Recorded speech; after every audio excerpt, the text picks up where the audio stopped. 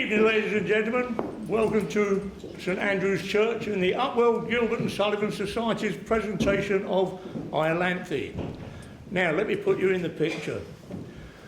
This is in the reign of King William IV. The year is 1835. The reason we picked this year, it was a lovely summer, but in October of 1834, the peers of the realm managed to burn down Parliament. That's fact. The MP at the time, the Prime Minister at the time said they've never done anything so stupid in all their days. But then he couldn't see into the future. This is a contemplation glade just outside Parliament where the peers come when it's nice to have a chat about what they're supposed to be doing, which is mostly ignoring us. But it's also supposed to be a glade that's inhabited by fairies. I've been on guard duty here for 3 months now and I've never seen a fairy. Well, I don't know. I've never seen a real fairy. But then apparently you don't see them unless they want to be seen. Okay, that's the interesting bit. The less interesting bit is if Parliament can burn down the Houses of Parliament, what could they do in a wooded glade? Now the thing is, if you smell smoke, there's an emergency exit there, there's another one down there where Jeff's sitting at his bench. If you go out there, turn right, you end up in the car park. There's a door there, another door at the bottom, go out there and turn left, you end up in the car park. If you go out of these two and turn right, you end up at another fire exit at the end of the corridor with 3 steps, a bit of ground and then a dyke. Be careful if you use that one. During the interval, tea and coffee and biscuits will be served in the foyer.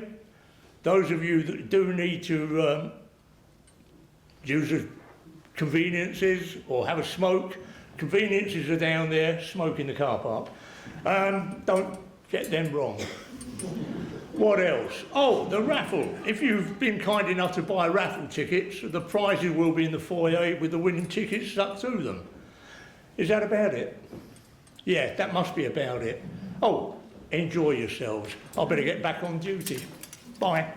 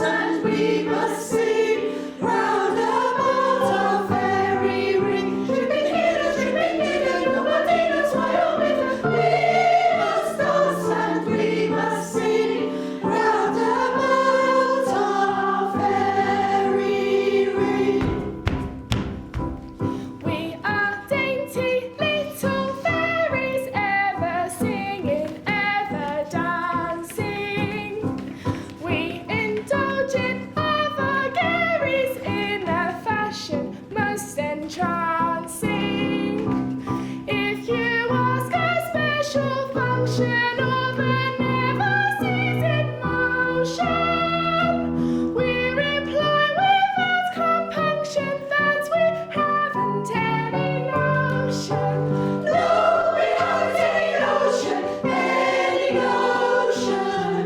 Tripping hither, nobody knows why or whither. We must dance and we must sing round about our fairy ring. If you ask us how we live, lovers all essentials give. We can ride on lovers' sides, warm ourselves in lovers' eyes, bathe ourselves in lovers' tears, clothe ourselves in lovers' fears, form ourselves with lovers' knots, wind ourselves in lovers' spots. When you know us, you'll discover that we always live on lovers. Yes, we live on love. Tripping hither, nobody knows why or whither. We must dance and we must sing round about our fairy ring. We are dainty little fairies, ever singing, ever dancing. We indulge in our vagaries in a fashion most entrancing, most entrancing, most entrancing. Tripping hither, nobody knows why or whither.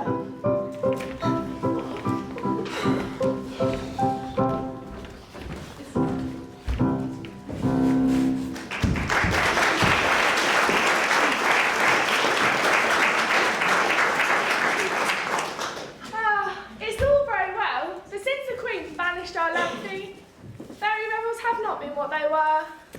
No, Iolanthe was the life and soul of fairyland, but she wrote all our songs and she arranged all our dances. We still sing her songs and we trip her measures, but we don't enjoy ourselves. To think that 25 years have elapsed since she was banished. What could she have done to have deserved so terrible a punishment? Something awful. She married a mortal. Oh, is it injudicious to marry a mortal? Injudicious? Why, it strikes at the very heart of our fairy system. Any fairy who marries a mortal must die. But Iolanthe didn't die. No, because your queen, who loved her with a surpassing love, commuted her sentence to penal servitude for life, on condition that she left her husband without a word of explanation and never communicated with him again. And that sentence of penal servitude she's now serving out on her head at the bottom of that stream.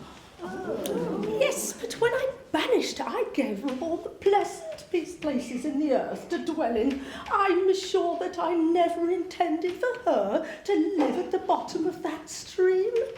It makes me perfectly wretched to think of the discomfort she's undergone. Think of the damp. And the chest was always so delicate. Oh, and the frogs. Oh, I never will have peace of mind until I know why Iolanthe went to live among the frogs. Then why not summon her and ask her? Why not? If I set eyes on her, I would forgive her at once. Then why not forgive her? 25 years is a long time. Think how we loved her. Loved her? What is your love to mine? Why, she was invaluable to me. Who taught me to curl inside a buttercup? Iolanthe. Who taught me to swing upon a cobweb? Iolanthe. Who taught me to dive into a dewdrop, nestle in a nutshell, gamble and gossip? Iolanthe. Iolanthe certainly did surprising things. Oh, give her back to us, great queen. For your sake, if not for ours. Oh, I should be strong, but I am weak. I should be marble, but I'm a clay. Her punishment has certainly been heavier than I intended, and I never meant for her to live among the frogs and... well. It shall be as you wish. It shall be as you wish.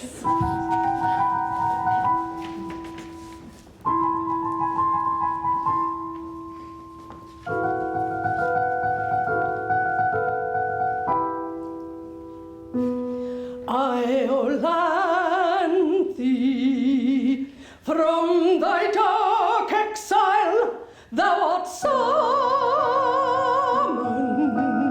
Come to our call, come, Iolanthe.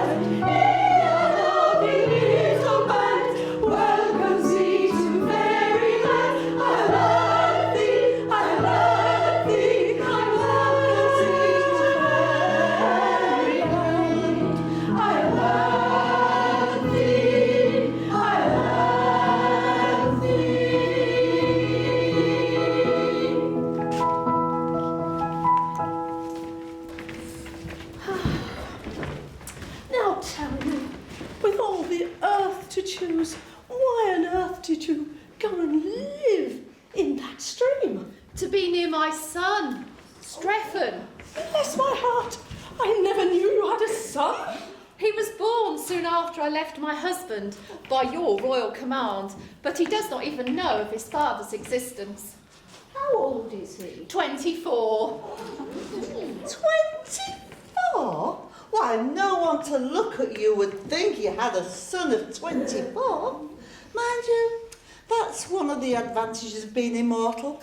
We never grow old. Is he pretty? Oh, he's extremely pretty, but he's inclined to be stout. Oh, I see no objection to stoutness, in a moderation.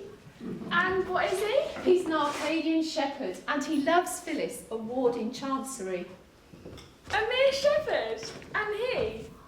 Half a fairy? He's a fairy down to the waist. His legs are mortal. I don't suppose I'm any more curious than other people, but I must confess I'd love to see a person who was a fairy down to the waist and whose legs are mortal. Nothing easier, for here he comes.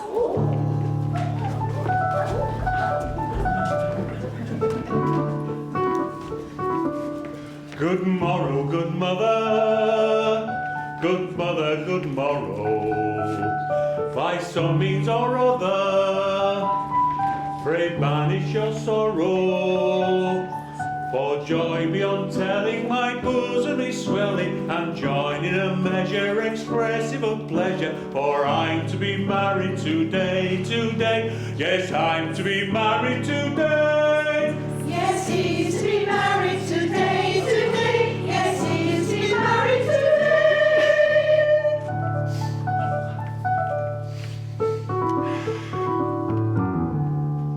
Then the Lord Chancellor has at last given his consent for your marriage to his beautiful ward, Phyllis. Not he, indeed, for all my prayers he answered me. A shepherd lad is no fit helpmate for a ward of chancery. I stood in court, and there I sang him songs of Arcady with flageolet accompaniment in vain. At first he seemed amused, so did the bar, but as he wearied of my song and pipe, he bade me get out. Then a servile usher in crumpled bands and rusty bombazine led me, still singing, out into Chancery Lane. I'll go no more, I'll marry her today and brave the upshot, whatever it be. But who are these? Oh, Strephon, rejoice with me. My queen has pardoned me. Pardon you, mother, this is good news indeed. And these are my beloved sisters. Your sisters?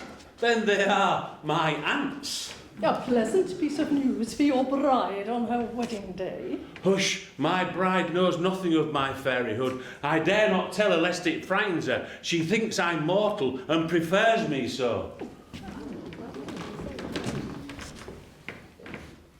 Your fairyhood doesn't seem to have done you much good. Much good, my dear aunt. It's the curse of my existence. What's the point of being half a fairy? My body can creep through a keyhole, but what's the use of that when my legs are left kicking behind? I can make myself invisible down to the waist, but that's no use when my legs are left open to view. My brain is a fairy brain, but from the waist down, I'm a gibbering idiot. My upper half is immortal, but my lower half gets older by the day, and someday will surely die of old age. So what's to become of my upper half when I've buried my lower half, I don't really know. I can see your difficulty, but with a fairy brain, you should seek an intellectual sphere of action. Now let me see. I have a borough or two at my disposal. How would you like to go into Parliament? Oh, fairy member, how delightful. I'm afraid I should do no good there. You see, down to the waist, I'm a Tory of the most determined description. But my legs are a pair of confounded radicals, and on a division would surely take me into the wrong lobby. You see, they are 2 to 1, which is a strong working majority. Don't let that distress you. Your indecisiveness should fit in very nicely. You're to be returned as a liberal conservative. And your legs shall be our peculiar care. I see your majesty does not do things by halves. No, we are fairies right down to the feet. Very well, attractive stranger. Very well, attractive stranger. Shouldst thou be in doubt or in danger, peril or perplexity, call us and we'll come to thee. I call us and we'll come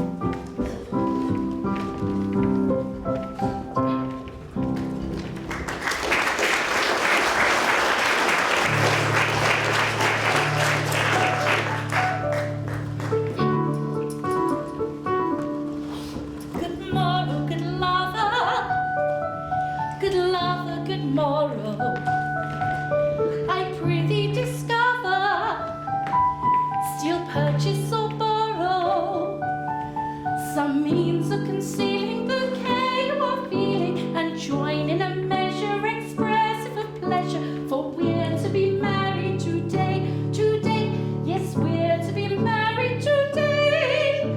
Yes, we're to be married today, today. Yes, we're to be married today.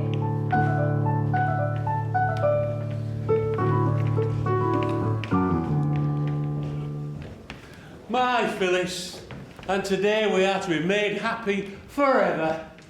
Well, we're to be married. That's the same thing. I suppose it is. But oh, Strephon, I tremble at the step we're taking. I believe it's penal servitude for life to marry a ward of court without the Lord Chancellor's consent. I shall be of age in 2 years. Don't you think you could wait 2 years? 2 years? Have you ever looked in a glass? No, never. Well.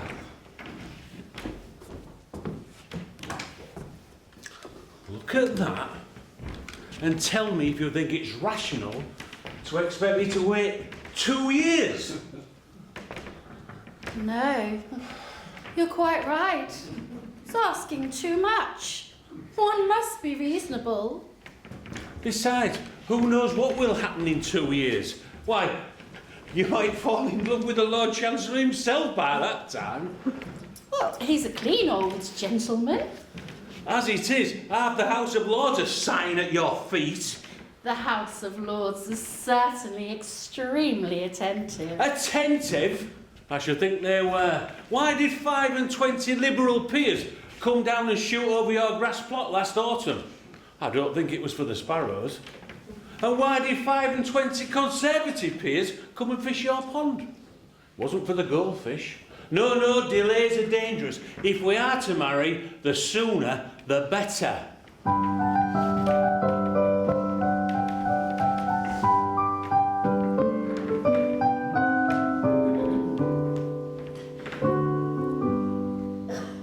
None shall part us from each other. One in life and death are we. All in all to one another. I to thee and thou to me. All in all to one another. I to thee and thou to me. Oh, the tree, and I the flower. Oh, the idol, I the throne, I the day, and I the hour. I the singer, I the song.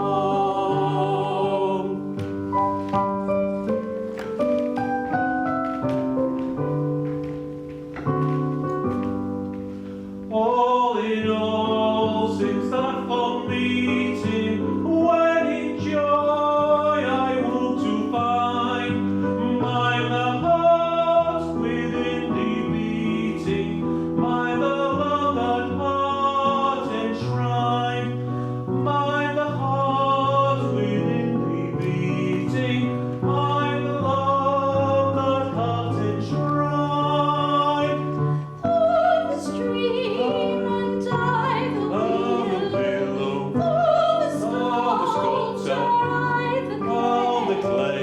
By the ocean, by the billow, all the sunrise, by the day, by the stream, and by the willow, by the ocean, by the billow.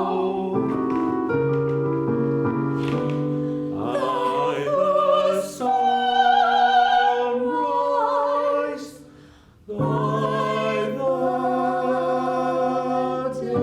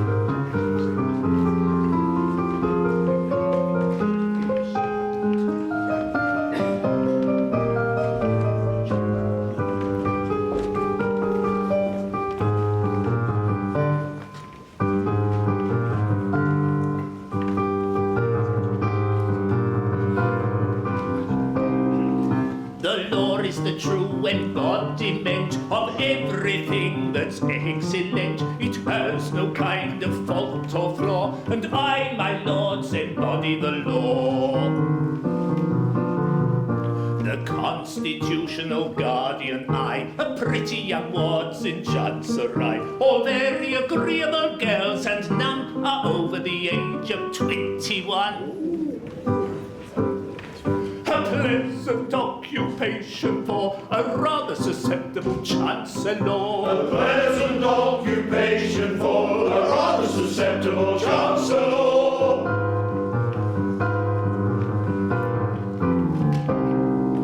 But though the compliment implied inflates me with legitimate pride, it nevertheless can't be denied. It has its inconvenient side. For I'm not so old and not so plain, and I'm quite prepared to marry again. But there'll be the deuce to pay in the Lords if I fell in love with one of me wards. Which rather tries my temper, for I'm such a susceptible Chancellor. Which rather tries his temper, for he's such a susceptible Chancellor.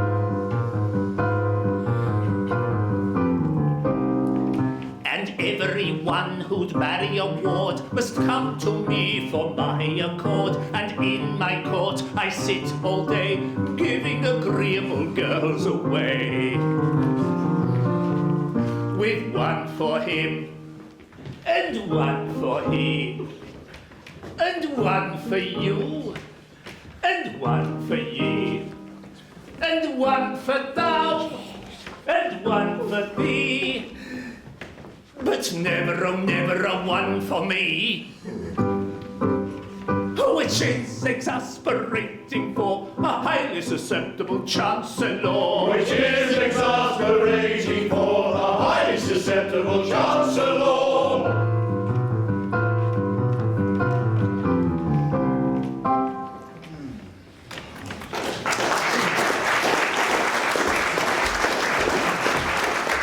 And now, my lords, to the business of the day.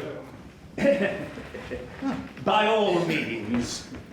Phyllis, who is a ward of court, has so powerfully affected your lordships that you have appealed to me in a body to give her to whichever one of you she may think proper to select. And the noble lord has just gone to her cottage to request her immediate attendance. Now, it would be idle to deny that I myself have the misfortune to be singularly attracted by this young person. My regard for her is rapidly undermining my constitution. Why, 3 months ago, I was a stout man. I need say no more. If I could reconcile it with my duty, I should unhesitatingly award her to myself. For I can conscientiously say that I know no man who is so well fitted to render her exceptionally happy. Here, here. But such an award would be open to misconstruction. Therefore, at whatever personal inconvenience, I waive my claim. My lord, I desire on the part of this house to express its sincere sympathy with your lordship's most painful position. I thank your lordships. The feelings of a Lord Chancellor who is in love with a ward of court are not to be envied. What is his position? Can he give his own consent to his own marriage with his own ward? Can he marry his own ward without his own consent? And if he marries his own ward without his own consent, can he commit himself for contempt of his own court? And if he commit himself for contempt of his own court, can he appear by counsel before himself to move for an arrest of his own judgment? Oh, I tell you, my lords, it is indeed painful to have to sit upon a woolsack which is stuffed with such thorns as these. My lords, I have much pleasure in announcing that I have succeeded in inducing the young person to present herself at the bar of this house.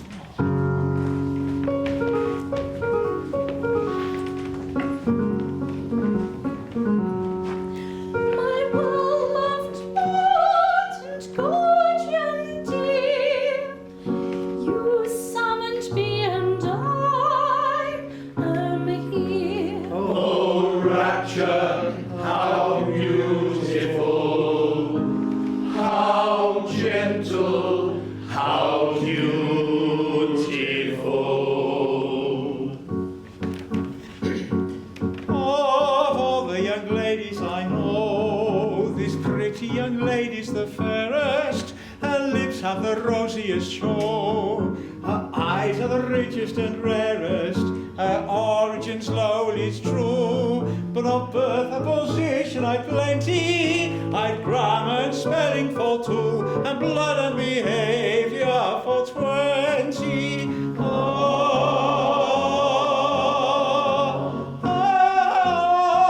origin's lowly, it's true. I'd grammar and spelling for 2. Of birth and position I plenty, with blood and behaviour for 20. Of birth and position I plenty, with blood and behaviour for 20.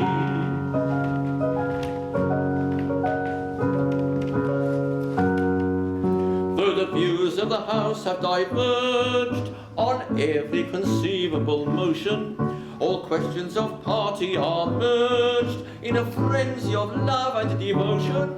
If you ask us distinctly to say which party we claim to belong to, we reply without doubt or delay, the party we're singing this song to. If you ask us distinctly to say, we reply without doubt or delay, the party we claim to belong to is the party we're singing this song to. The party we claim to belong to is the party we're singing this song to.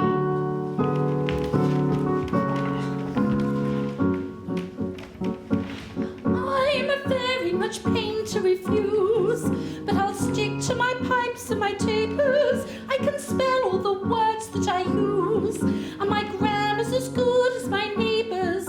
As for birth, I was born like the rest. My behaviour is rustic but hearty, and I know where to turn for the best.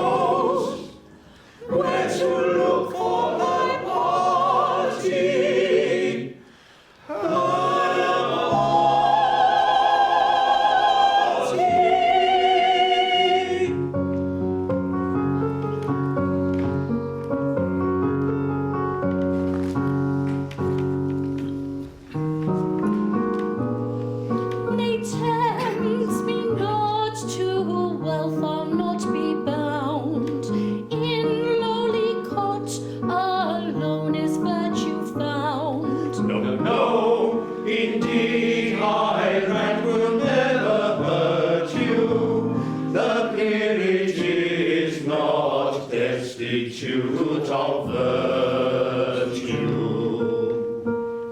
Spurn not the nobly born of love affected, nor treat with virtuous scorn the well connected.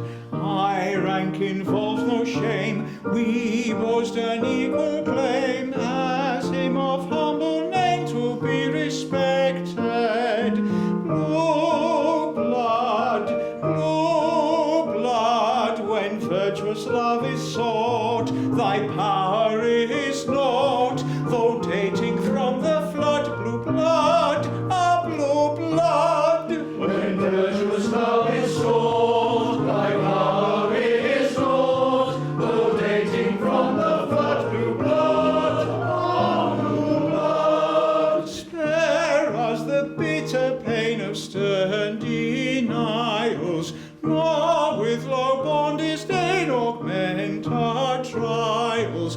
Hearts just as pure and fair may beat in Belgrave Square as in the lowly air of Seven Dials. Blue blood, of what avail art thou to serve us now, though dating from the flood? Blue blood, blue blood. What availeth thou to serve us now, though dating from the flood? Blue blood, Blue blood.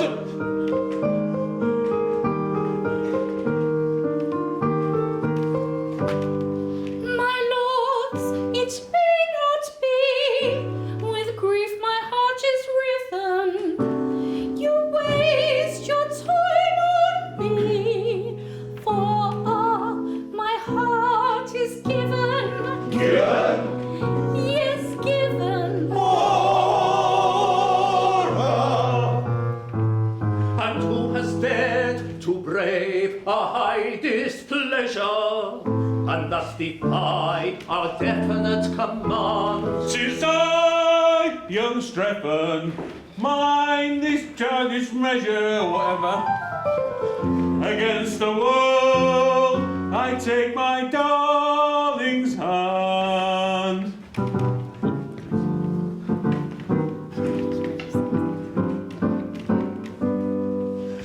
A shepherd I, from Arcadine, betrothed are we, I mean to be espoused today. A shepherd I, from Arcadine, a shepherd he from Arcadine, betrothed are they, I mean to be espoused today. Through this blow, merciful of dagger, though I momentarily stagger, in each heart proud are we innately. Let's depart, dignified and stately. let's depart, dignified and stately, dignified and stately, dignified and stately, dignified and stately, dignified and stately, dignified and stately.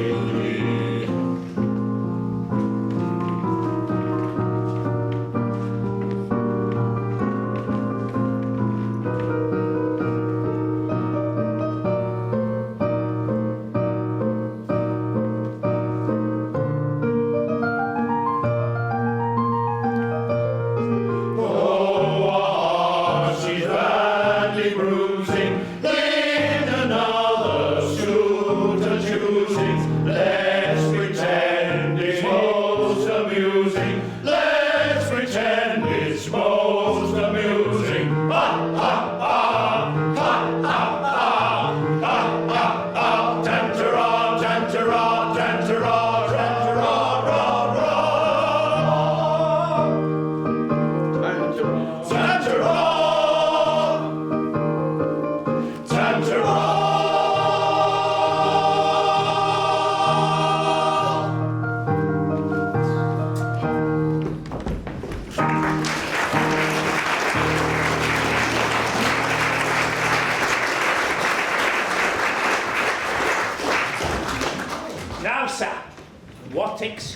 have you to offer for having disobeyed an order of the Court of Chancery? My lord, I know no courts of chancery. I go by nature's acts of parliament. The bees, the breeze, the trees, the rooks, the brooks, the gales, the vales, the fountains and the mountains cry, you love this maiden, take her, we command you. 'Tis writ in heaven by the bright barbed dart that leaks forth into lurid light from each grim thundercloud. The very rain pours out her sad and sodden sympathy. When chorus nature bids me take my love, shall I reply, nay, for a certain chancellor forbids it? Sir, you are England's Lord and Chancellor, but are you Chancellor of the birds and trees, King of the winds and Prince of the thunderclouds? No. No, it's a nice point. I don't know that I ever met it before, but my difficulty is, at present, there's no evidence before the court that chorus nature has interested herself in the matter. No evidence? You have my word for it. I tell you, she bade me take my love. Aha! But my good sir, you mustn't tell us what she told you. It's not evidence. Now, an affidavit from a thunderstorm, or a few words on oath from a heavy shower, would meet with all the attention they deserve.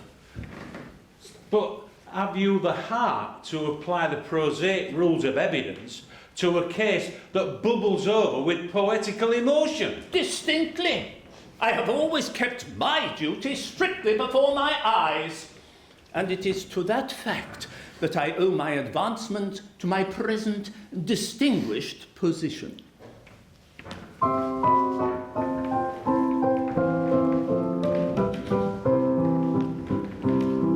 When I went to the bar as a very young man, said I to myself, said I'll work on a new and original plan, said I to myself, said I'll never assume that a rogue or a thief is a gentleman worthy implicit belief, because his attorney has sent me a brief, said I to myself, said I.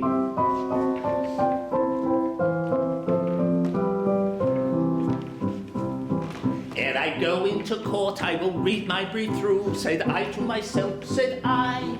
And I'll never take work I'm unable to do, said I to myself, said I. My learned profession I'll never disgrace by taking a fee with a grin on my face when I haven't been there to attend to the case, said I to myself, said I.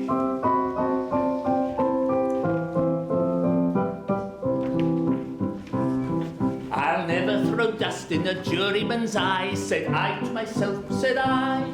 Or hoodwink a judge who is not overwise, said I to myself, said I. Or assume that the witnesses summoned in force in Exchequer, Queen's Bench, Common Pleas or Divorce have perjured themselves as a matter of course, said I to myself, said I.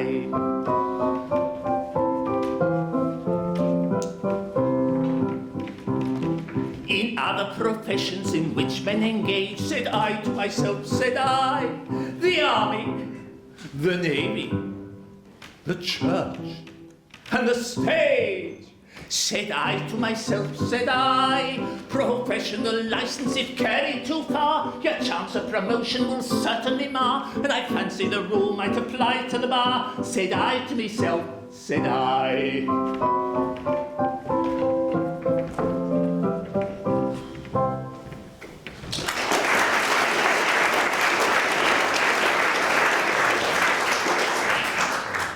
Oh, Phyllis, Phyllis, to be taken from you just as I was at the point of making you my own.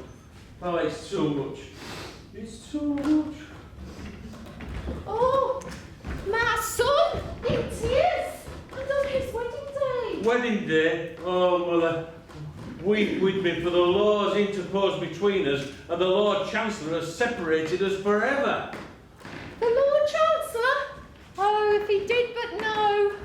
If he did but know what? No matter. The Lord Chancellor has no power over you. Remember, you are half a fairy and can defy him down to the waist. Yes, but from the waist down, he can imprison me for years. So what's the avail that my body is free but my legs are working out 7 years penal servitude.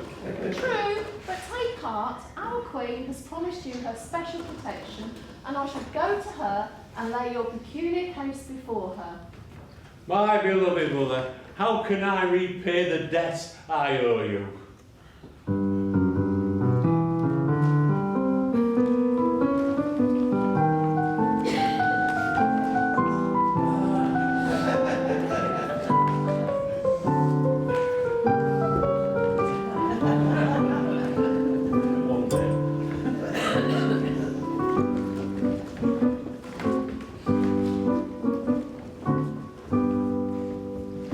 When darkly looms the day, and all is dull and grey, to take the gloom away on thee I'll call.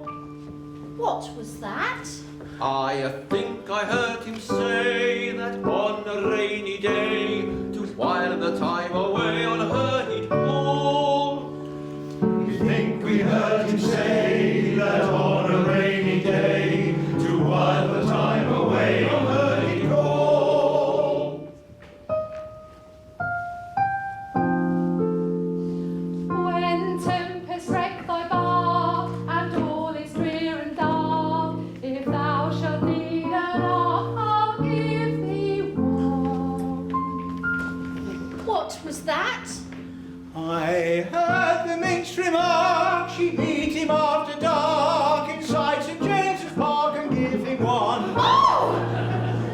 Heard the minstrel march, she'd meet him after dark, inside St James's Park and give him one. The prospect's not so bad, my heart's so sore and sad, may very soon be glad as storm and sun. For when the sky is dark and tempest wreck his bark, if he should need an ark, she'll give him one. Ah, give him one.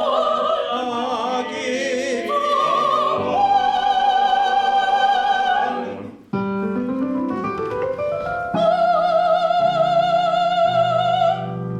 Oh, shameless one, tremble, nay, do not endeavour thy fault to dissemble. We parted forever. I worshipped him blindly, he worships another. Attend to me kindly, these ladies, my mother.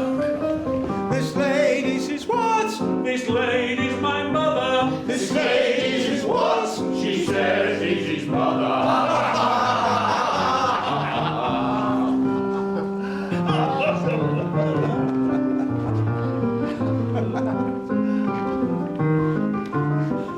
What means this mirth unseemly that shakes the listening earth? The joke is good extremely and justifies our mirth. This gentleman is seen with a maid of 17 and taking off his dolce far niente, and wonders he'd achieve, for he asks to believe she's his mother and he's nearly 25. Recollect yourself, I pray, and be careful what you say, as the ancient Romans said, Vestae lente. For I really do not see how so young a girl could be the mother of a man of 25.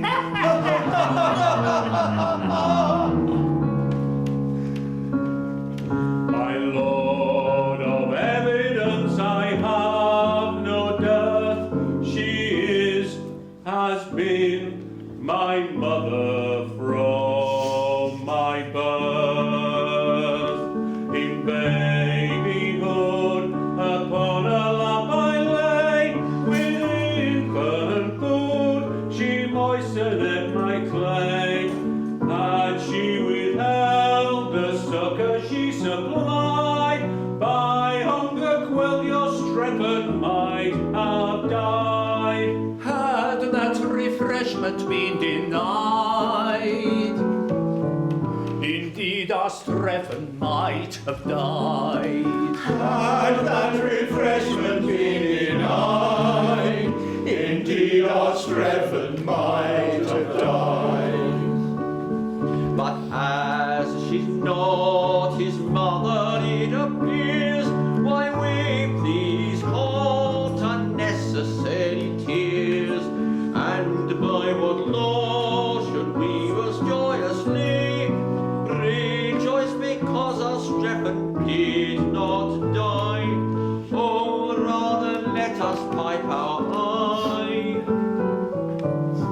because our Strephon did not die. That's very true, let's pipe our eye, because our Strephon did not die.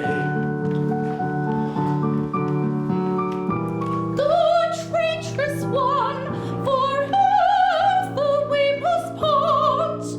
To one of you, my lords, I give my heart. Oh, rapture, Hear me, Phyllis. oh, rapture, Ere you leave me. Not a word, you did deceive me. Hear me, Phyllis. You did deceive me. not a word you did deceive her. For riches and ranks I do not long, their pleasures are false and vain. I gave up my love of a lordly throne for the love of a simple swain. But now that simple swain's untrue, with a sorrowful heart I turn to you. A heart that's aching, breaking, breaking, as sorrowful hearts are wont to do. The riches and ranks that you behold are the only means you use.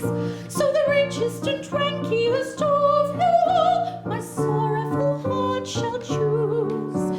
As none are so noble, none so rich, as this couple of lords I'll find and reach.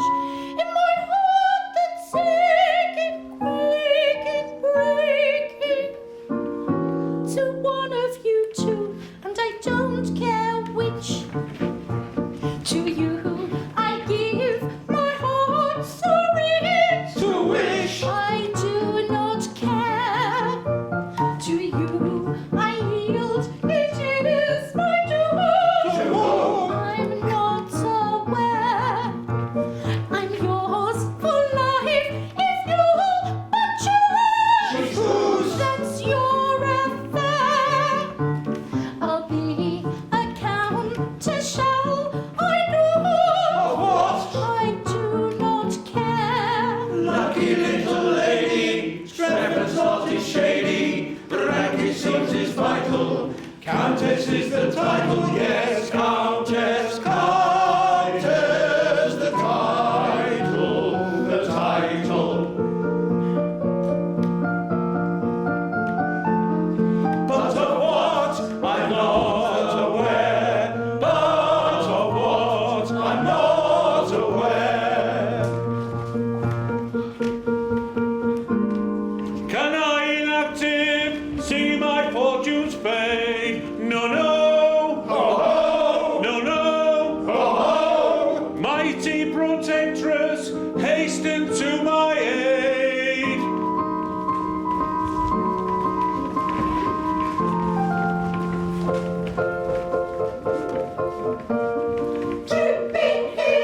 Tripping hither, nobody knows why or whither.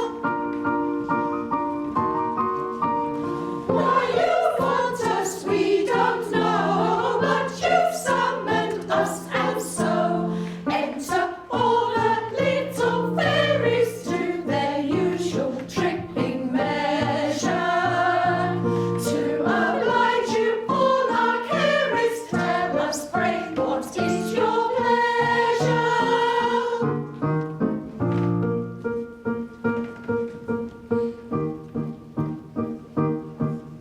The lady of my lovers can't be talking to another. Oh, fie, young Strephon is a rogue. I tell her very plainly that the lady is my mother. Taradiddle, toll-lol-lay. She won't believe my statement and declares we must be parted because of the career of double dealing I have started. She gives her hand to one of these and leaves me broken-hearted. Taradiddle, toll-lol-lay. A crow wants to separate two lovers from each other. Oh, fire, Strephon's not a rogue. You've done him an injustice, for the lady is his mother. Taradiddle, toll-lol-lay. That fabled press may serve his turn as well as any other. I didn't see her face, but if they follow one another, and she's but 17, I don't believe it was his mother. Taradiddle,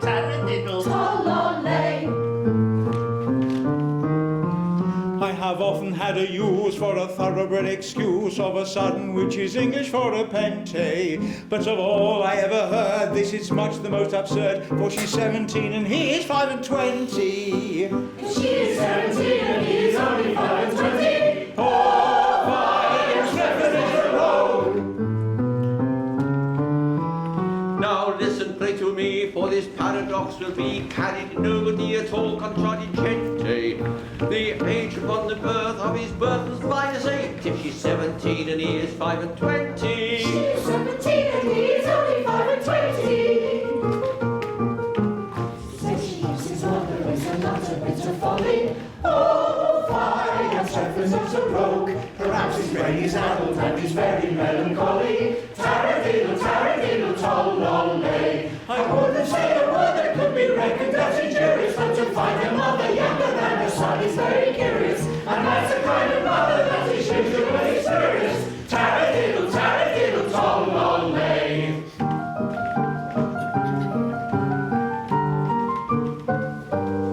Go away, madam, I should say, madam, you display, madam, shocking taste. It is rude, madam, to intrude, madam, with your brood, madam, brazen-faced.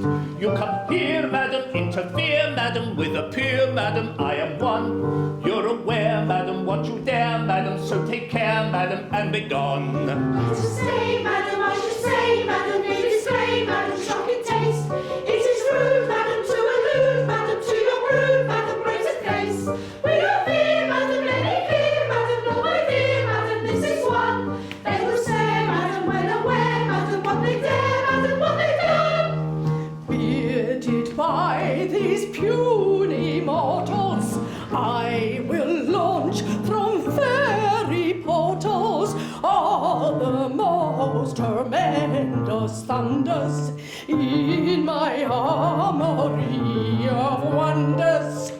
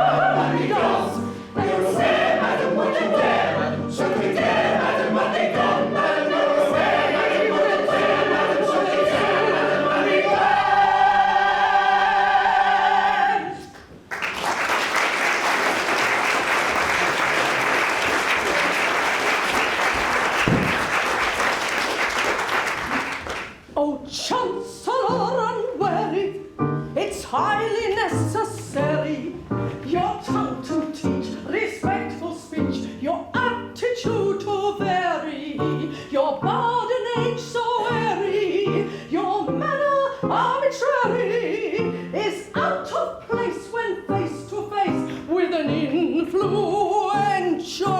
fairy. We never knew we were talking to an influential fairy. A plague on this spaghetti, I'm in a nice quandary of hasty tune with dames unknown. I ought to be more cherry. It seems that she's a fairy from Andersen's library, and I took her for the proprietor of a lake.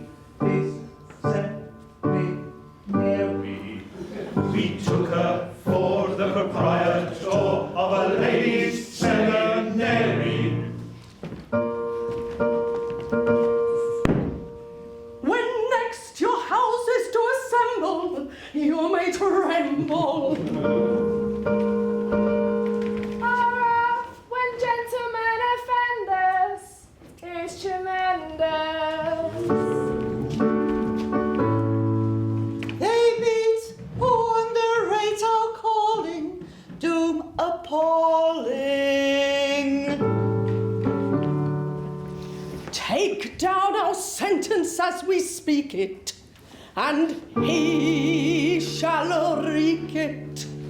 Oh, spare us! Henceforth Streatham cast away crooks and pipes and ribbons so gay, flocks and herds that bleat and low, for into Parliament you shall go. Into Parliament he shall go, backed by a supreme authority. He'll command a large majority. Into Parliament, Parliament, Parliament, he shall go. Into Parliament he shall go. Into Parliament, Parliament, Parliament, he shall go. Into Parliament he shall go. In the parliamentary hive, Bullock, Conservative, Whig or Tory, I don't know, but into Parliament you shall go. Into Parliament he shall go, backed by a supreme authority. He'll command a large majority. Into Parliament, Parliament, Parliament, he shall go. Into Parliament he shall go. Into Parliament, Parliament, Parliament, he shall go. Into Parliament he shall go. Every bill and every measure that shall satisfy his pleasure, though your fury it arouses, shall be passed by both your houses. Oh! He shall sit, if he sees reason, through the grouse and salmon season. No! He shall end those cherished rights you enjoy on Friday nights. Oh, no! He shall prick that annual blister, marriage to deceased wife's sister. Mercy! Titles shall ennoble then all the common councilmen. Spare us! Peers shall teem in Christendom, and a duke's exalted station shall be attainable by competitive examination. No!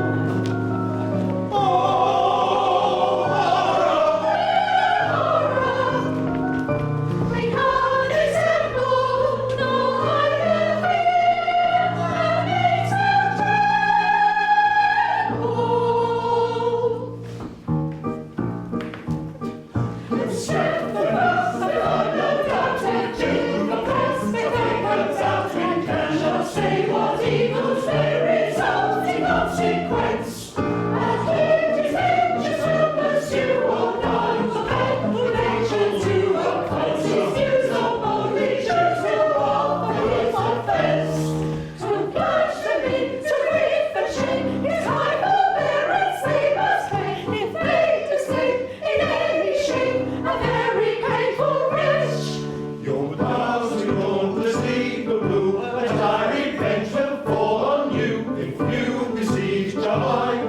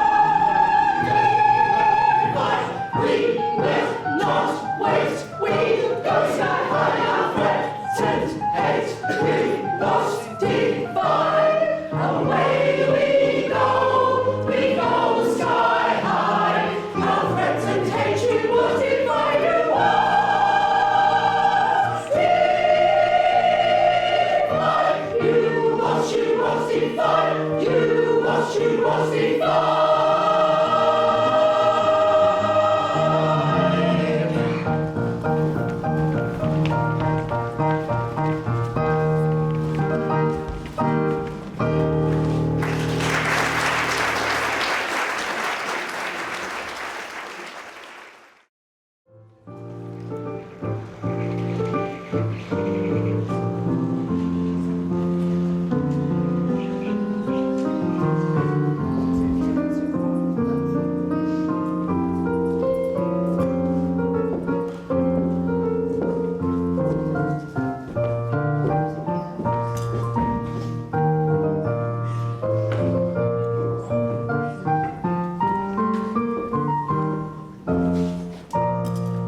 When all night long a chap remains on sentry go to chase monotony, he exercises all his brains, that is assuming that he's got any. Though never nurtured in the land of luxury, yet I admonish you, I am an intellectual chap, and think of things that would astonish you. I often think it's comical, fa-la-la, fa-la-la, how nature always does contrive, fa-la-la, that every boy and every gal that's born into the world alive is either a little liberal or else a little conservative. Fa-la-la, fa-la-la, is either a little liberal or else a little conservative. Fa-la-la.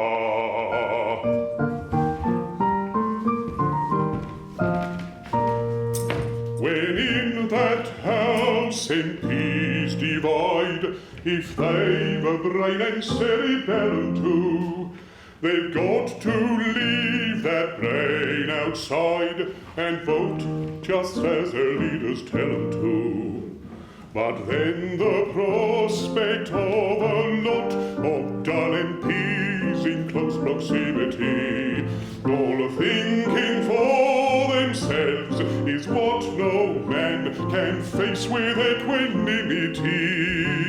Then let's rejoice with a loud fa-lal, fa-la-la, fa-la-la, that nature always does contrive, fa-la-la, that every boy and every gal that's born into the world alive is either a little liberal or else a little conservative. Fa-la-la, fa-la-la, is either a little liberal or else a little conservative.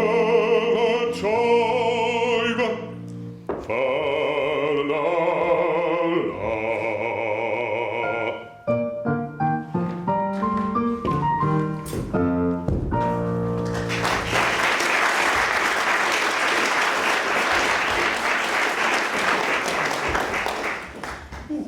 What's this? I didn't expect it. Did you? Not tonight. Well done. Now you know what the hats are for.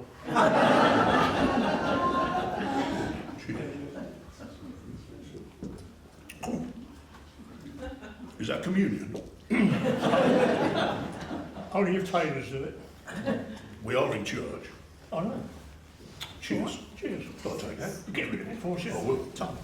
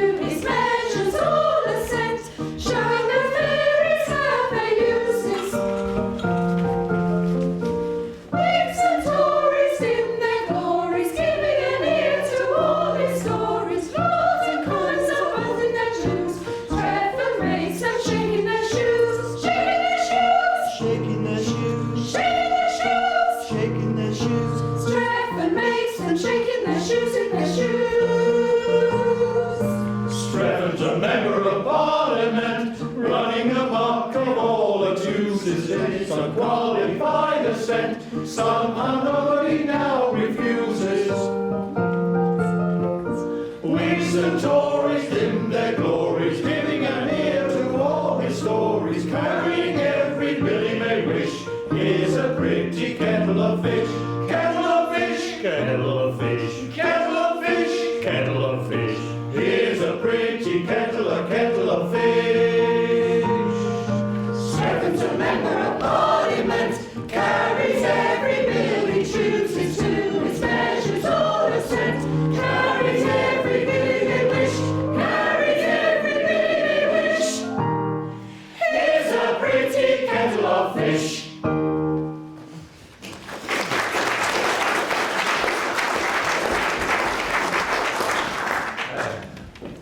You seem annoyed. Annoyed, I should think so. Why, this ridiculous protege of yours is playing the deuce with everything. Why, tonight is the second reading of his bill to throw the peerage open to competitive examination. And he'll carry it too. Carry it? Of course he'll carry it. He's a parliamentary Pickford, he carries everything. Yes, sir, if you please, that's our fault. The deuce it is. Yes, we influence the members and compel them to vote just as he wishes them to. It's our system. It shortens the debates. Well, but think what it all means. I don't so much mind for myself. But with a House of Peers with no grandfathers worth mentioning, the country must go to the dogs. I suppose it must. Now, I don't want to say a word against brains. I've a great respect for brains, often wish I had some myself. Yes. But with a House of Peers composed exclusively of persons of intellect, what is to become of the House of Commons? I never thought of that. Ah, well, this comes from women interfering in politics. Now, look at some of these women MPs. I don't think they know what they're doing. However, in fairness, I suppose Theresa may. But there's one thing that is not susceptible of any improvement whatsoever. It is the House of Peers.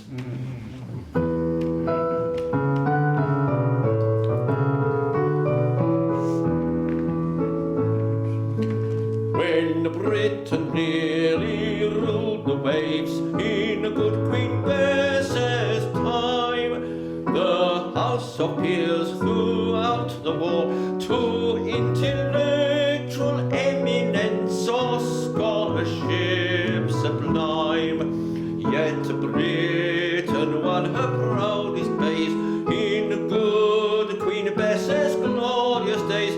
Yes, Britain won her proudest days in good King Bess's glorious days. Yes, Britain won her proudest days in good Queen Bess's glorious days. When Wellington thrashed Bonaparte, as any child can tell, the House of Peers throughout the war did nothing in particular and did it very well.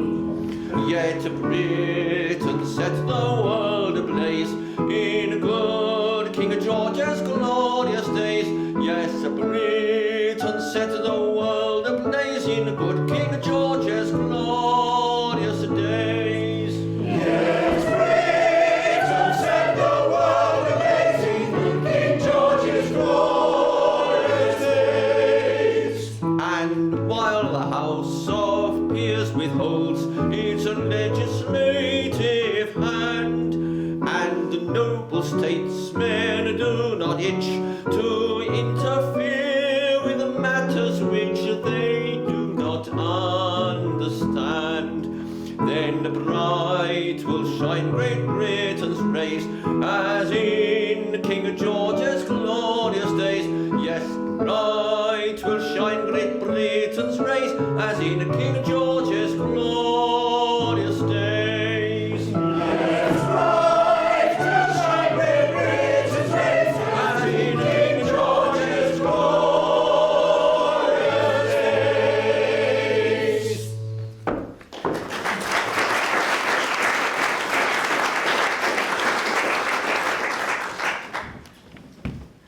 Charming persons, are they not?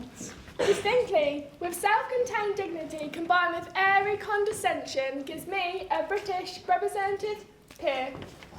Then pray stop this protégé of yours before it's too late. Think of the mischief you're doing. But we can't stop him now. Aren't they lovely? Oh, why did you have to go and defy us, you silly, silly geese? Invade to us, you plead, don't go. Your prayers we do not heed, don't go. It's true we sigh, but don't suppose a tearful eye forgiveness shows. Oh no. We're very cross indeed, yes, very cross. Don't go. It's true we sigh, but don't suppose the tearful eye forgiveness shows. Oh no, we're very cross indeed, yes, very cross. Don't go.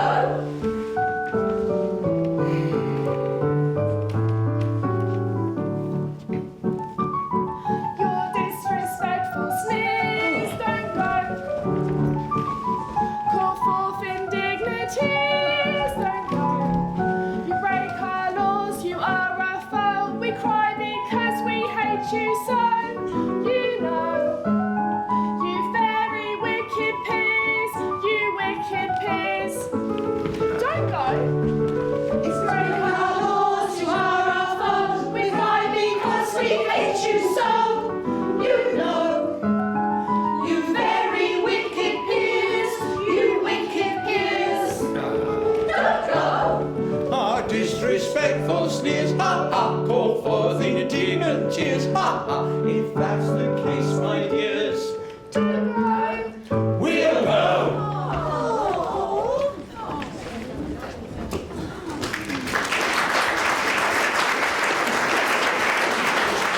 Oh, shame! Shame on you! Is this your fidelity to the laws you are bound to obey? Know ye not that it is death to marry a mortal? Yes, but it's not death to wish to marry a mortal. If it were, you would have to execute us all. No, this is weakness. Subdue it. I know it's weakness, but the weakness is so strong. We're not all as tough as you. Tough? Tough? Do you find me insensible to the effects of manly beauty? Look at that man. A perfect picture.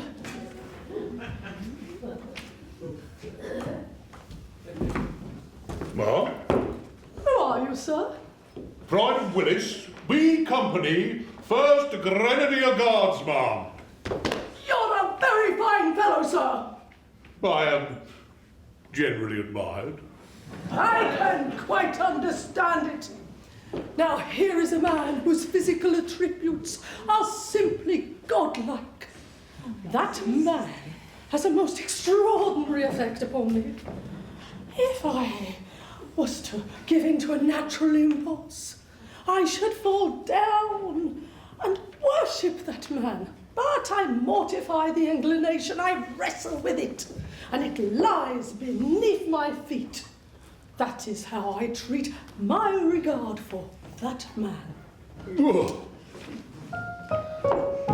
She don't want to know.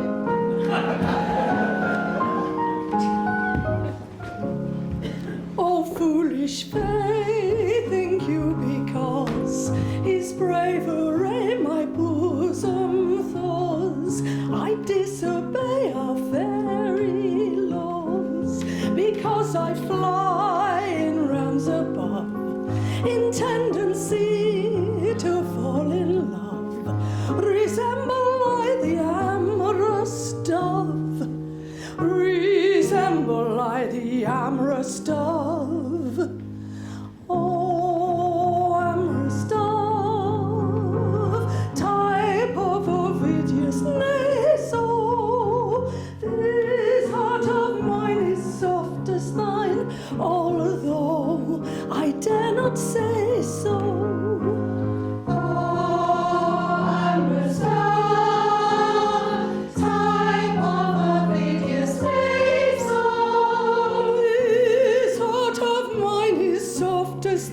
Although I dare not say so.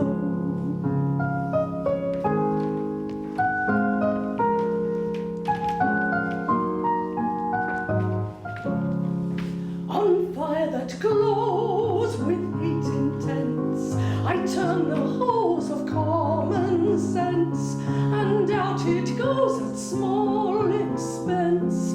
We must maintain our very law. It is the main on which to draw. In that we gain a captain sure. In that we gain a captain sure. Oh, Captain Sure, type of true love kept under. Could thy brigade with cold cascade quench my great love, I wonder? Oh, Captain Shaw, type of true love kept under. Could thy brigade with cold cascade quench my great love, I wonder? I wonder.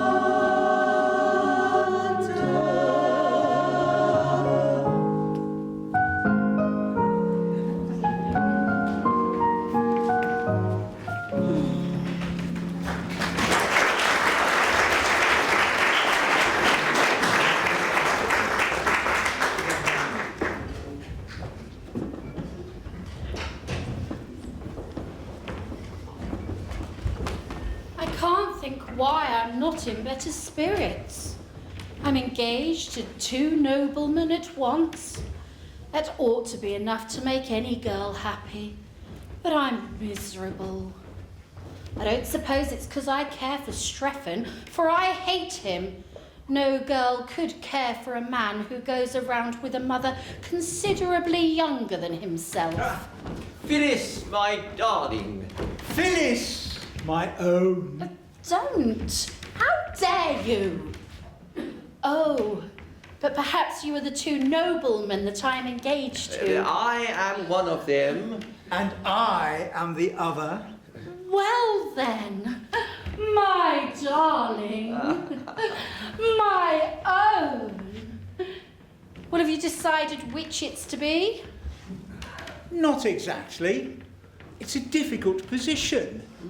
It would be hardly delicate to toss up. On the whole, we would rather leave it to you.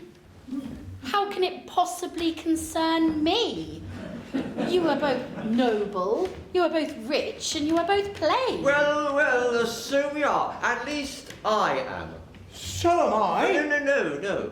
I am indeed. Very plain. Well, perhaps you are. There's really nothing to choose between you. Now, if one of you would forego his title and distribute his estates among his Irish tenantry, why then I should see reason to choose the other. Tonala, are you prepared to make this sacrifice? No! Not even to oblige a lady? No! Not even to oblige a lady. Well, then the only question remains, which of us will give way to the other? Perhaps on the whole she would be happier with me. I don't know, I may be wrong. Oh, I don't know that you are. I really believe she would. But the awkward part of the thing is that if you rob me of the girl of my heart, we must fight. And one of us must die. It's a family tradition I have sworn to respect. It's a difficult position, for I have a very strong regard for you, George. My dear Thomas. You are very dear to me, George. We were boys together. At least I was. If I were to survive you, my existence would be hopelessly embittered. Well, then you must not do it. I say it again and again. If it will have this effect upon you, you must not do it. No, no. If one of us is to destroy the other, let it be me. No, no! Yes, yes, yes. By our boyish friendship, I implore you. Well, be it so. But no, I cannot consent to an act that would crush you with unavailing remorse. Oh, no, but it would not do so. I should be sad at first. Who would not be? But it would wear off. My dear Thomas, I like you very much, but not, I think, as much as you like me. George, you're a noble fellow, but that telltale tear betrays you. No, George, you are very fond of me, and I cannot consent to an act that would give you a week's uneasiness on my account. But it would not do so. Remember, dear George, you lead the House of Lords. On your demise, I should take your place. Oh, my dear Thomas, it would not last a day.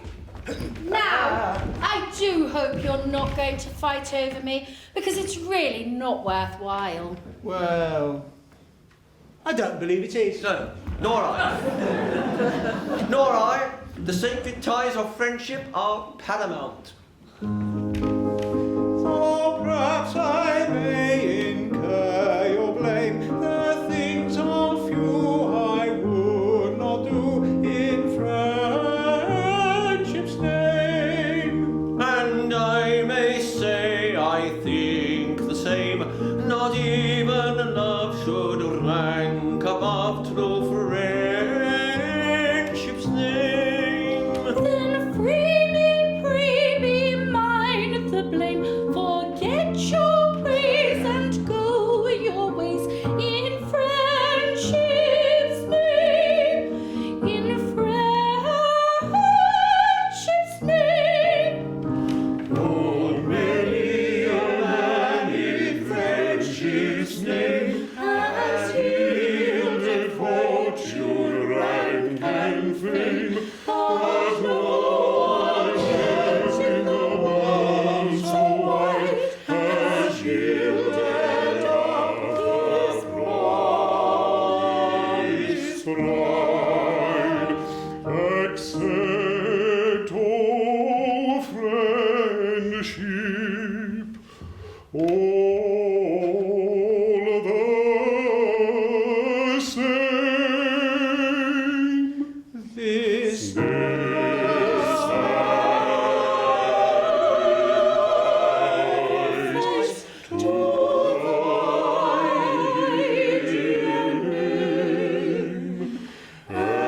Accept this sacrifice to thy dear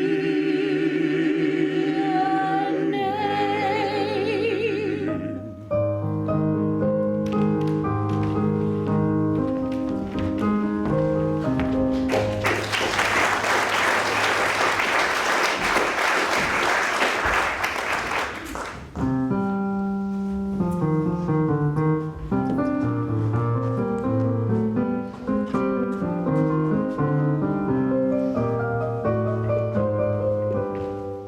Love unrequited robs me of my rest. Love, hopeless love, my ardent soul encumbers. Love, nightmare-like, lies heavy on my chest and weaves its way into my midnight slumbers.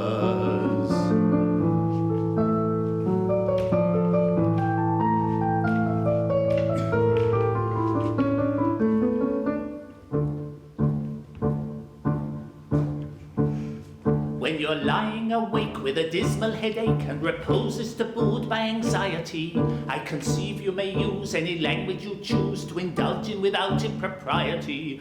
For your brain is on fire, the bedclothes conspire of usual slumber to plunder you. First your counterpane goes and uncovers your toes, and your sheet slips demurely from under you. Then the blanketing tickles, you feel like mixed pickles, so terribly sharp is the pricking. And you're hot and you're cross and you tumble and toss till there's nothing twixt you and the ticking. Then the bedclothes all creep to the ground in a heap, and you pick 'em all up in a tangle. Next your pillow resigns and politely declines to remain at its usual angle. Well, you get some repose in the form of a doze, without eyeballs and head ever aching. But your slumbering teems with such horrible dreams that you'd very much better be waking. For you dream you are crossing the channel and tossing about in a steamer from Harwich, which is something between a large bathing machine and a very small second-class carriage. And you're giving a treat, penny ice and cold meat, to a party of friends and relations. They're a ravenous horde, and they all came on board at Sloane Square and South Kensington stations.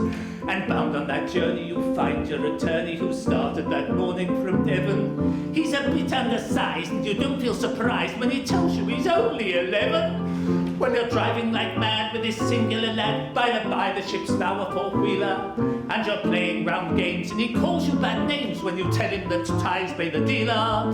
But this you can't stand, so you throw up your hand, and you find you're as cold as an icicle. In your shirt and your socks, the black silk of the gold clocks, crossing Salisbury Plain on a bicycle. And he and the crew are on bicycles too, which they've somehow or other invested in. And he's telling the tars all the particulars of a company he's interested in. It's a scheme of devices to get at low prices, all goods from comics just to cables, which tickles the sailors by treating retailers as though they were all vegetables. You get a good statesman to plant a small tradesman, first take off his boots with a boot tree, and his legs will take root, his fingers will shoot, and they'll blossom and bud like a fruit tree. From the greengrocer tree you get grapes and green pea, cauliflower, pineapple and cranberries, while the pastry cook plant cherry brandy will grant apple puffs, three corners and banberries. The shares are a penny, and ever so many are taken by Rothschild and Baring. And just as a few are allotted to you, you awake with a shudder despairing. You're a regular wreck with a crick in your neck, and no wonder you snore, for your head's on the floor, and your needles and pins from your soles to your shins. Your flesh is a creep and your left leg's asleep. You've cramp in your toes, a fly on your nose, some flop in your lung, and a feverish tongue, and the thirst that's intense, and a general sense that you haven't been sleeping in clover. But the darkness has passed, and it's daylight at last, and the night has been long. Ditto, ditto, my song. And thank goodness they're both of them over.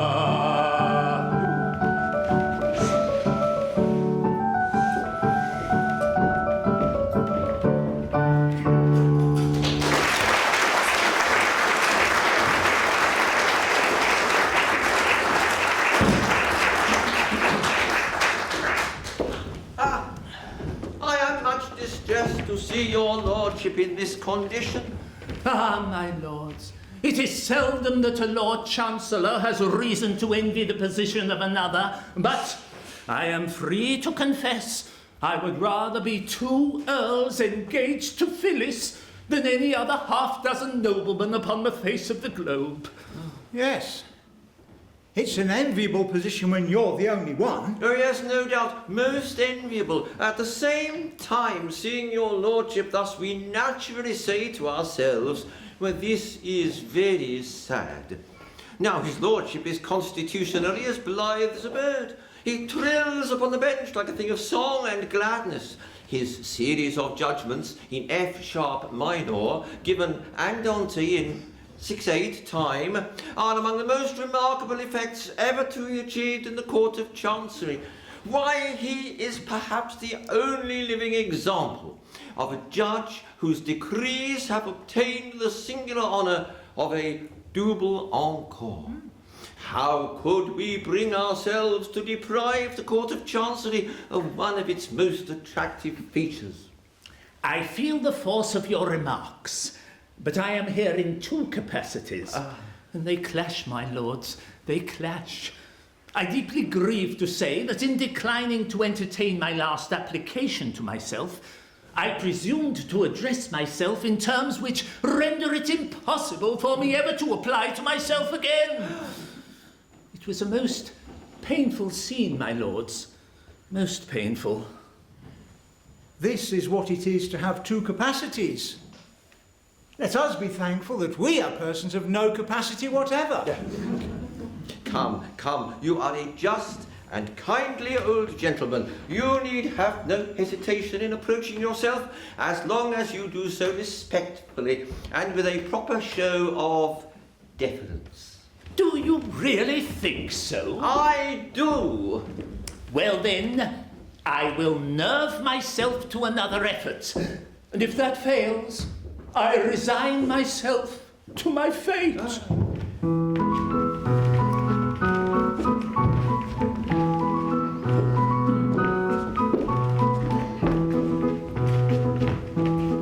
If you go in, you're sure to win. Yours will be the charming maid. Be your law, the ancient saw. Faint heart never won fair lady. Never, never, never. Faint heart never won fair lady.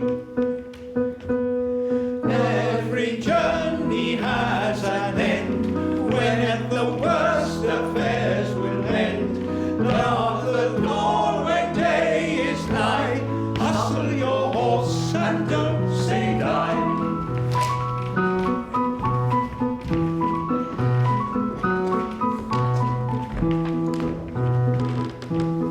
He who shies at such a prize is not worth a man of 80. Be so kind to bear in mind, faint heart never won fair lady. Never, never, never, faint heart never won fair lady. While the sun shines, make your hay. Where the will is, there's a way. Near the lion in his lair, none but the brave deserve the fair.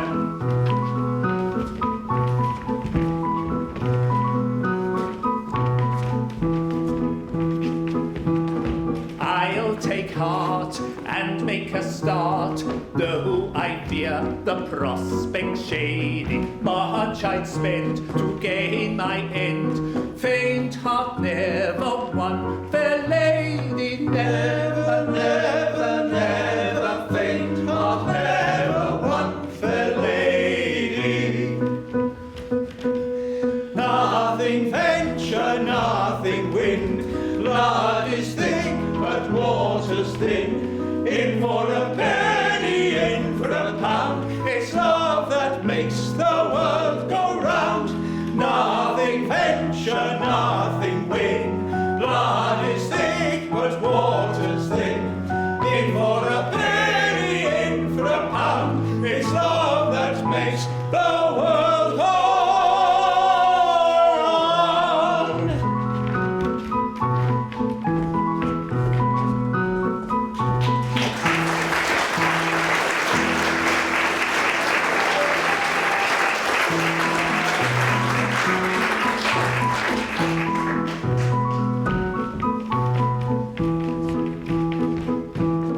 I'll take heart and make a start, though I fear the prospect shady. Much I'd spend to gain my end. Faint heart never won the fair lady. Never, never, never, faint heart never won fair lady. Nothing venture, nothing win. Blood is thick, but water's thin. In for a penny, in for a pound. It's love that makes the world go round. Nothing venture, nothing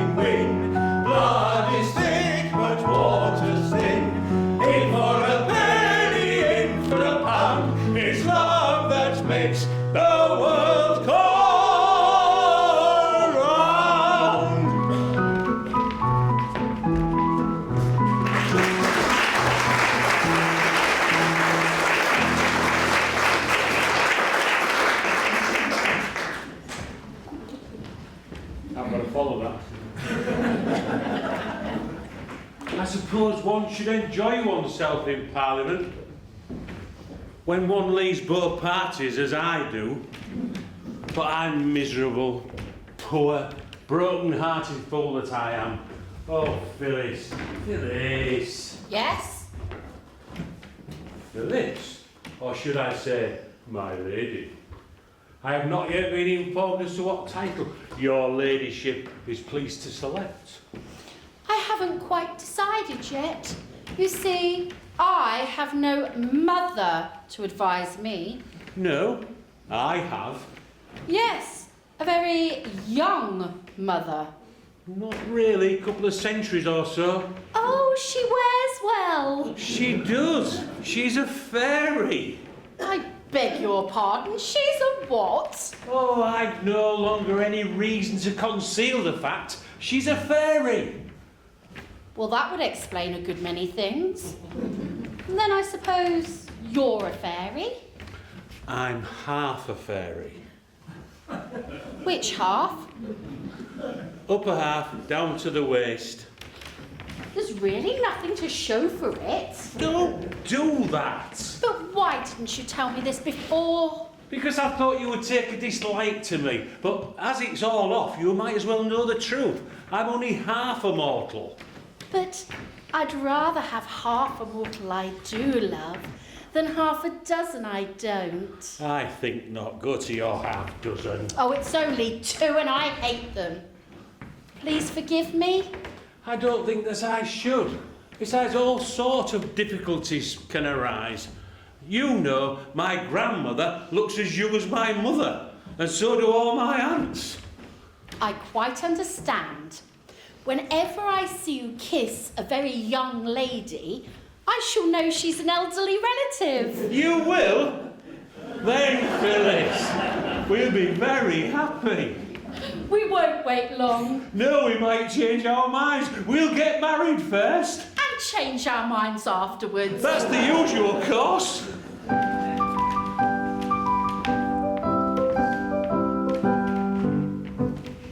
If we're weak enough to tarry ere we marry, you and I, of the feeling I inspire, you will tire by and by. 4 peers with flowing coffers cast their offers, that is why I am sure we should not tarry ere we marry, you and I. If we're weak enough to tarry ere we marry, you and I, with a more attractive maiden jewel laden, you may fly. If by chance we should be parted, broken-hearted I would die. So I think we will not tarry ere we marry, you and I. Oh, oh. If we're weak enough to tarry ere we marry, you and I, of the feeling I desire, you will tire by and by. If we're weak enough to tarry ere we marry, you and I, of the feeling I desire, you will tire by and by. So I think we should not tarry ere we marry, you and I, you and I, you and I.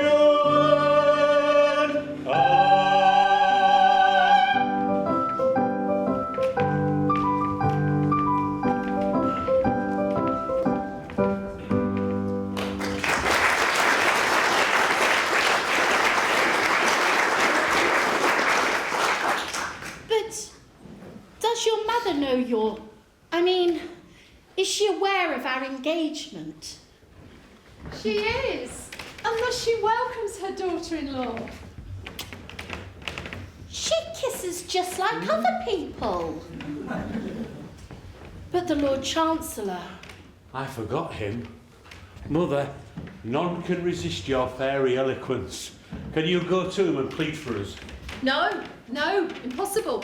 But our happiness, our very lives, depend on gaining his consent. You know not what you ask. The Lord Chancellor is my husband. Your husband? My husband and your father. Then our course is plain. On his learning that Strephon is his son, all objection to our marriage will at once be removed. No, he must never know. He believes me to have died childless, and dearly as I love him, I am bound under penalty of death, not to undeceive him. But see, he comes. You must go. I must hide.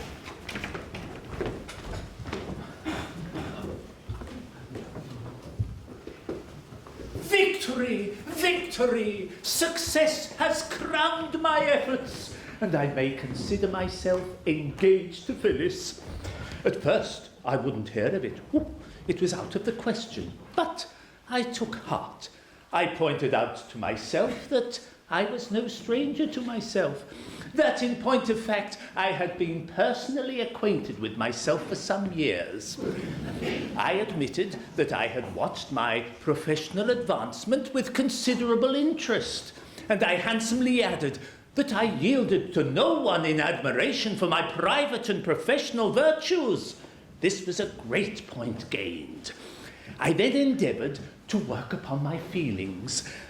Conceive my joy when I distinctly perceived a tear glistening in my own eye.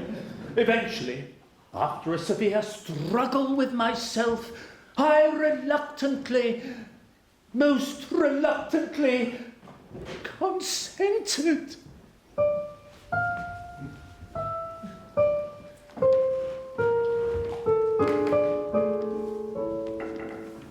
My lord, a suppliant at your feet I kneel.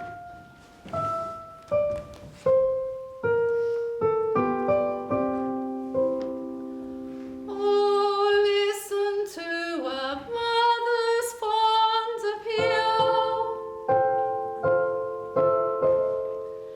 Hear me tonight, I come in urgent need.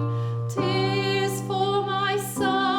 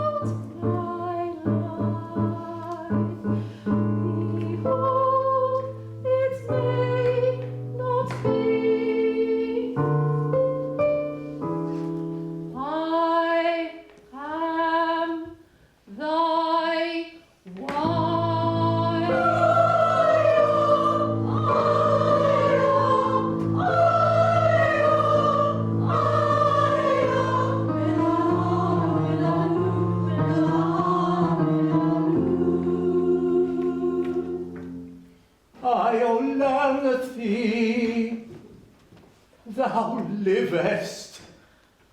I live, now let me die.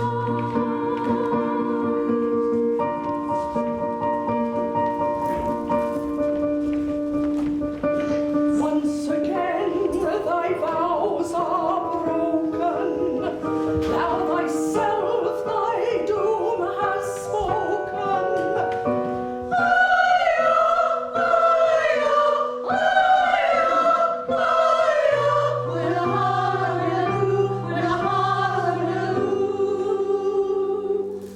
Bow thy head to destiny, death thy doom, and thou shalt die.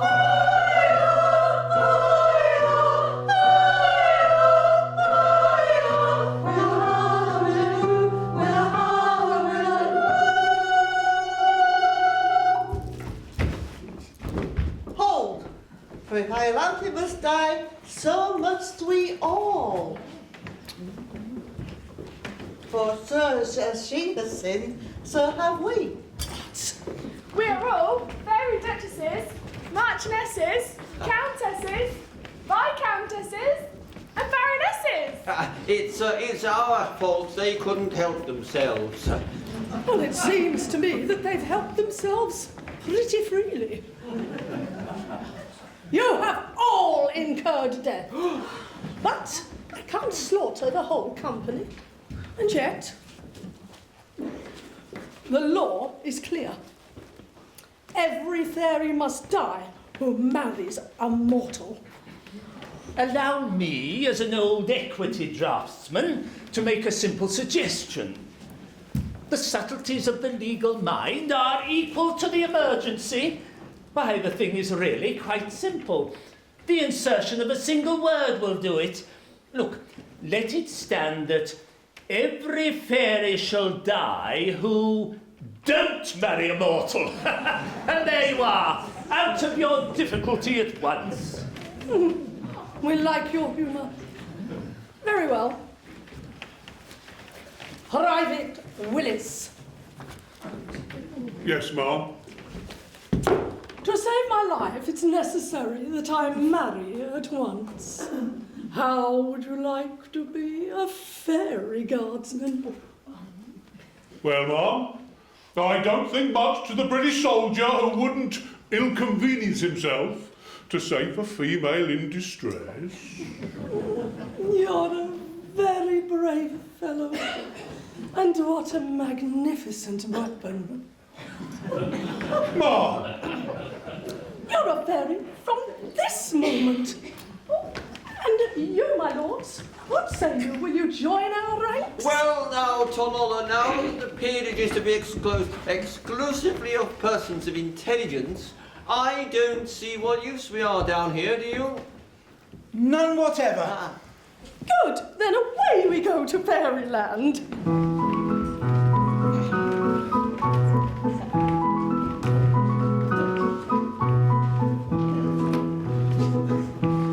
Soon as we may off and away, we'll commence our journey airy. Happy are we, as you can see. Everyone is now a fairy. Everyone is now a fairy.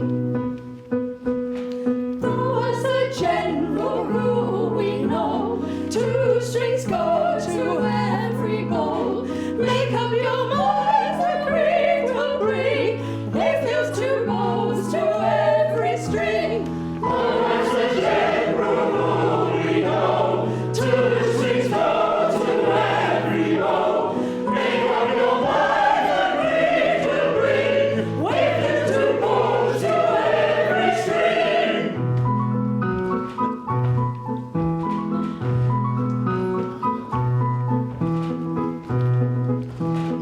Up in the sky, ever so high, pleasures come in endless series. We will arrange happy exchange, house of peers for house of peers.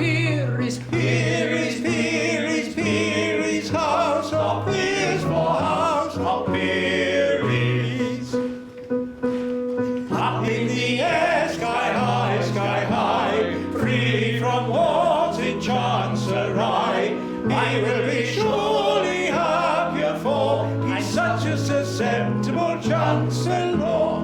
Up in the air, sky high, free from wars in Chancery. We will be surely not before. He's such a susceptible Chancellor.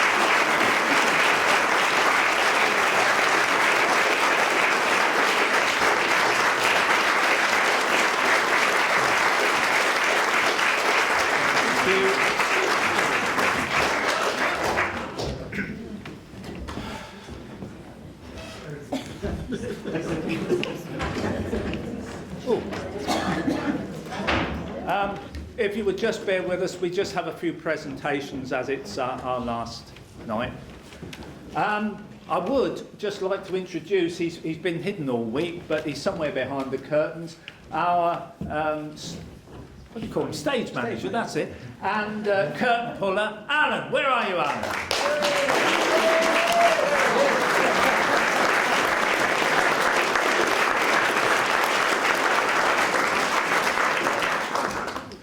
Now, on behalf, I'm very privileged, but on behalf of our producer and our musical director, I am allowed to make these presentations. First of all, Fleeter, Anne.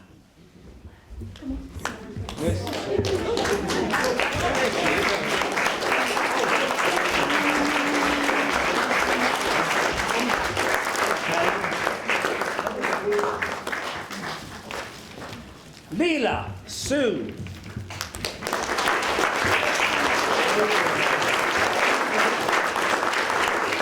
Celia, Katie.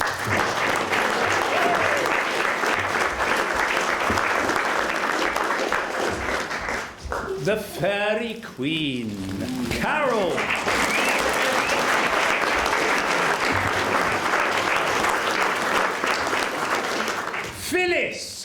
Catherine.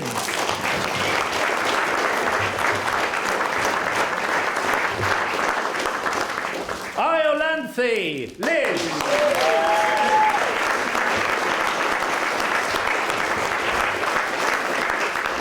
And now these presentations are on behalf of the cast. And the first one is to our lighting maestro, Jeff.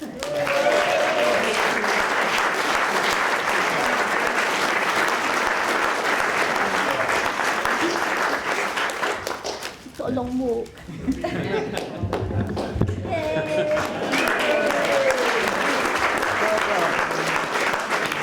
Thanks very much. Our musical assistant and chief page turner, Nora.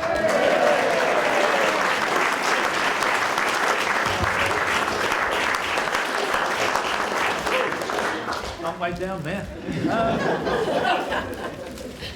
Our entire orchestra, under its leader, Janice Luce.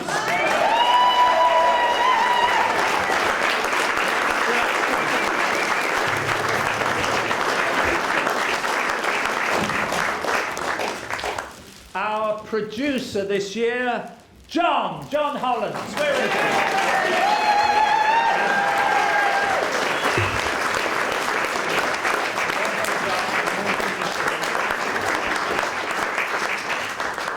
And finally, our musical director and choreographer and just general factotum, Pat.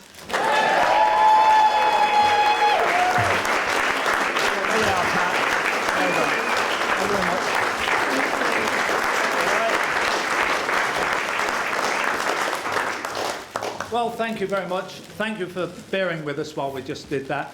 We hope you enjoyed the show.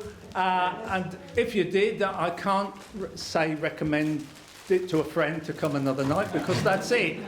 But we will be performing on the 22nd of June in Marshall and St James Village Hall, when we will be presenting music and songs from the musicals. So you might like to care to come along to see that. And also, as we said in the programme, we extend an invitation to all of you to return here a year from tonight to help us celebrate our 50th anniversary. Yes.